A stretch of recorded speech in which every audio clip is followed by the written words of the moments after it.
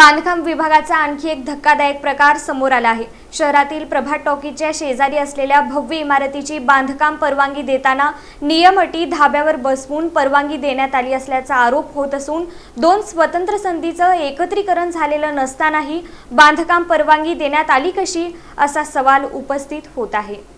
नवी वेस पोलीस चौकी समोर आणि प्रभात टॉकीजच्या शेजारी उभारण्यात आलेल्या या भव्य इमारतीला सोलापूर महानगरपालिकेच्या बांधकाम विभागानं 20 ऑगस्ट 2020 रोजी बांधकाम परवानगी दिली। या जागेचं वैशिष्ट्य म्हणजे या दोन वेगवेगळ्या मिळकतींच्या दोन वेगवेगळ्या सनदी आहेत। सिटी सर्वे क्रमांक 8491/1B/1 आणि सिटी सर्वे क्रमांक 8491/1B/2 असे हे दोन स्वतंत्र भूखंड आहेत। नगर भूमापन कार्यालयानं 5 मार्च 2026 रोजी दिलेल्या पत्रात हे दोन्ही भूखंड स्वतंत्र असल्याचं स्पष्ट केलं असून त्यांचं एकत्रीकरण झाल्याचे कोणतेही पुरावे नसल्याचं नमूद करण्यात आलं आहे।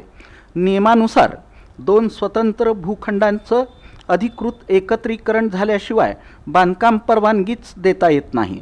मात्र असं असतानाही महापालिकेच्या बांधकाम विभागानं या इमारतीला बांधकाम परवानगी दिली।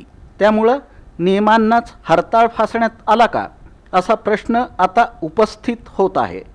याहूनही धक्कादायक बाब म्हणजे बांधकाम विभागानं स्वतः तयार केलेल्या बांधकाम परवानगीबाबत तपासणी पत्रकात अनेक गंभीर त्रुटी नमूद केल्या आहेत। करारपत्र जोडलेलं नाही, संमतीपत्र सादर केलेलं नाही, भूखंडाचं एकत्रीकरण मंजूर नाही, दोन इमारतींमधील अंतर नियमानुसार नाही आणि सर्व सहधारकांच्या स्वाक्षऱ्याही घेतलेल्या नाहीत अशा स्पष्ट नोंदी संबंधित अधिकाऱ्यांनी केल्या। इतक्या गंभीर त्रुटी असतानाही बांधकाम परवानगी कशी देण्यात आली हा खरा प्रश्न आहे।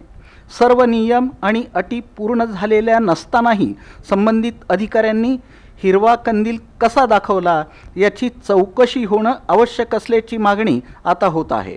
दरम्यान आणखी एक धक्कादायक बाब म्हणजे 21 ऑगस्ट 2020 रोजी बांधकाम परवानगी दिल्यानंतर अवघ्या 7 दिवसातच म्हणजेच 28 ऑगस्ट 2020 रोजी पहिला वापर परवाना देण्यात आला। पहिल्या आणि दुसऱ्या मजल्यासाठी हा वापर परवाना मंजूर करण्यात आला। मात्र वास्तविक पाहता बांधकाम परवाना देताना दोन अटी घातल्या आहेत। त्यामध्ये सहधारकांच्या सह्या आवश्यक आहेत।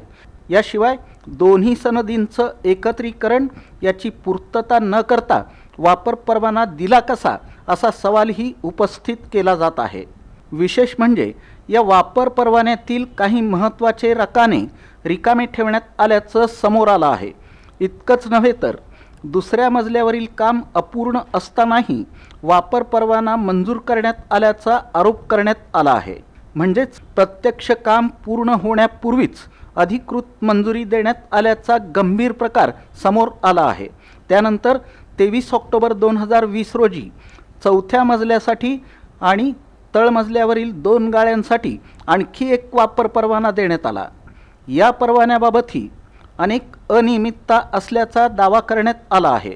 एकंदरीतच या संपूर्ण प्रकरणामुळे सोलापूर महापालिकेच्या बांधकाम विभागाच्या कार्यपद्धतीवरच पुन्हा एकदा प्रश्नचिन्ह निर्माण झाला आहे।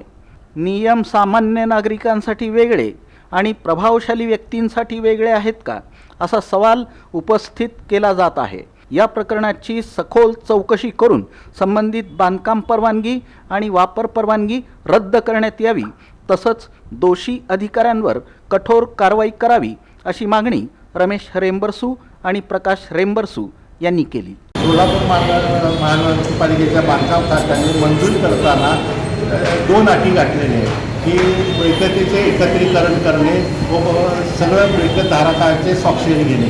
परंतु ह्या दोन्ही अटींची पूर्तता न करता सोलापूर महानगरपालिकेच्या बांधकाम खात्याने 21/8/2020 रोजी पहिला वापर परवाना दिलेला आहे। त्या वापर परवान्यामध्ये जे त्यांनी अटी घातल्या होत्या की एकत्रीकरण व सर्व मिळकतदारांची स्वाक्षरी ही अट पूर्ण केली नसतानाही त्यांनी जाणून बुजून हे बांधकाम बेकायदेशीर बांधकाम परवाना दिला आहे। 21/8/2020 रोजी जो वापर परवाना दिलेला आहे परंतु ह्या मिळकतीवर कुठलेही काम पूर्ण न करता, दरवाजे न लावता, खिडक्या नसताना, गिलावा नसताना त्या 2 नंबर मजल्याला वापर परवाना त्यांनी दिलेला आहे. बांधकाम परवाना 21/8/2020 रोजी दिला आहे आणि वापर परवाना 28/8/2020 रोजी दिलेला आहे. फक्त 7 दिवसात हे वापर परवाना दिलेला आहे. हे बेकायदेशीर आहे. 23/3/2020ला त्यांनी दुसरा वापर परवाना दिलेला आहे. दुसरा वापर परवाना देतानाही त्यांनी दोन्ही मिळकतीचे एकत्रीकरण किंवा दोन्ही सनद एकत्रीकरणाची ही अट पूर्ण न करताना सुद्धा हे सोलापूर महानगरपालिकेच्या बांधकाम कार्यालयाने बेकायदेशीर बांधकाम परवाना मंजूर केला आहे. तरी सोलापूर महानगरपालिकेच्या आयुक्तांनी ह्याच्यात लक्ष घालून त्याची पूर्ण चौकशी करावी व दोषीवर कारवाई करावी.